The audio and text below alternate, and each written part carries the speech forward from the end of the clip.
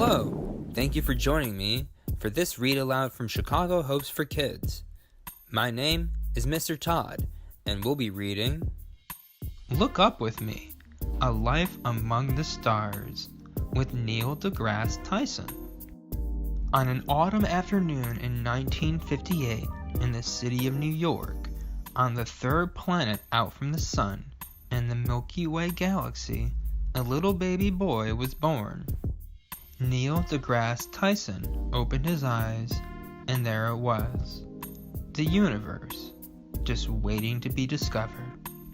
At first, Neil's world was small. His building blocks and little books, his yo-yos and gyroscopes. During the days, Neil went to school, to the park, and to museums. At night, he looked out the window of his apartment building and saw other buildings, streets and streetlights, and, here and there, small bits of sky.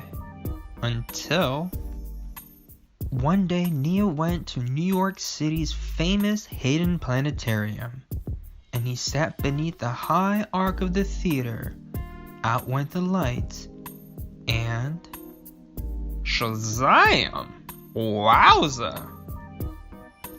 Neil's mind was launched into outer space. In a single instant, his world expanded 100 times, 1,000 times, even more. Projected on the huge dome above his head was the night sky with countless thousands of stars. A gigantic, spectacular, beautiful cosmos Neil never knew existed. And in that moment, his life was changed forever. Neil started reading everything he could about planets, moons, and stars. He wondered where comets come from, what makes galaxies spin, and how big is outer space.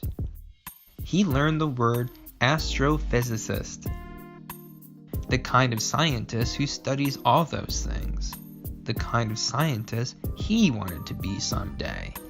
Neil pasted glow-in-the-dark stars all over his ceiling in the shapes of the constellations. At night, with the lights out, it felt as though his bed were floating in the huge magnificence of space.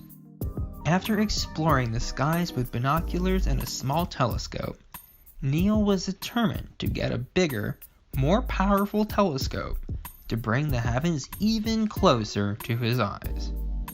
And he figured out just how to do it. Dogs! For 2 years after school, Neil walked neighborhood dogs. Big ones, small ones, fluffy ones, scruffy ones. At 50 cents a walk, he walked hard and finally got his telescope. Night after night, Neil carried his heavy telescope up to the roof of his building. Nervous neighbors called the police to report a tall burglar with a dangerous weapon.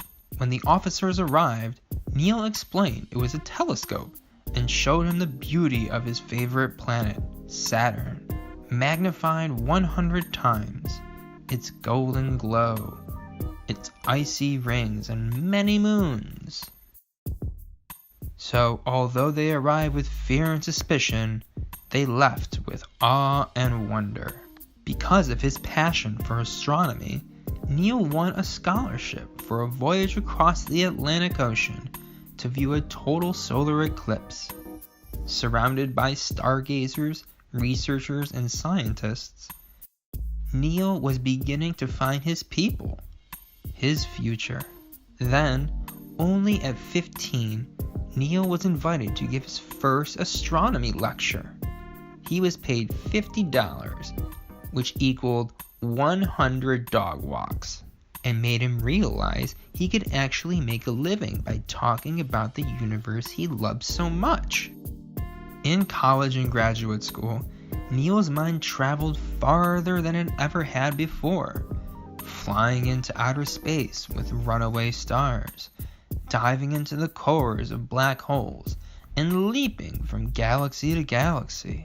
And when Neil wasn't being his cosmic self, He enjoyed being his dancing self, his wrestling self, his picture-taking self, or most of all, his laughing self.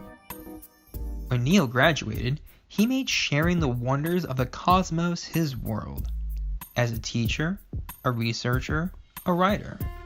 He wrote a magazine column in the made-up character of Merlin, a 5 billion-year-old visitor from the Andromeda Galaxy who answered people's questions about astronomy and the cosmos. Then, Neil got what just might be the coolest job on Earth. He became the director of the Hayden Planetarium, in the very place that expanded Neil's world so many years before. It became his turn to expand ours. Today, in his dazzling sky shows, Neil takes us to the edges of the universe, inside the center of the stars, and back to the beginning of time. Neil believes everyone should have their mind blown at least once a day, and he does his best to make sure that happens. Not only does Neil bring us to the stars in the sky, but through books and tours, TV and radio shows. He has become a star himself, right here on Earth. A superstar of science, shining his bright light on the secrets of the universe. The wonders of the universe are always with Neil, day and night. At the beach, Neil thinks about the 8 minutes and 20 seconds that sunbeams take traveling through space at the speed of light to land on his nose and toes to warm his earthly body. When Neil sees stars through his windows at night, he thinks about how their light took thousands of years to get there, and that there are newborn stars whose light won't get to Earth for 1,000 or more years into the future. Invisible stars for now. Then he closes his eyes and goes to sleep in his beloved cosmos. As much as Neil loves the amazing facts of the universe, he is also fascinated by the mysteries and the unknowns. The just beginning to be knowns and the barely knowns.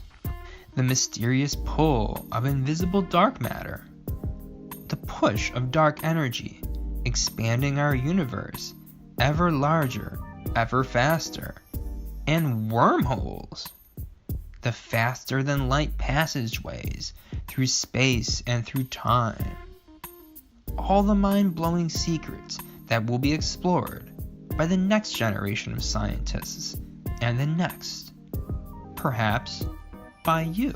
One simple wish Neil has for the future is that all of us, every person on Earth, go outside and look up.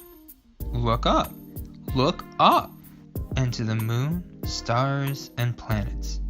And think about the fact that we are all made of the same very stuff that they are. Of the stardust atoms and long ago exploded stars.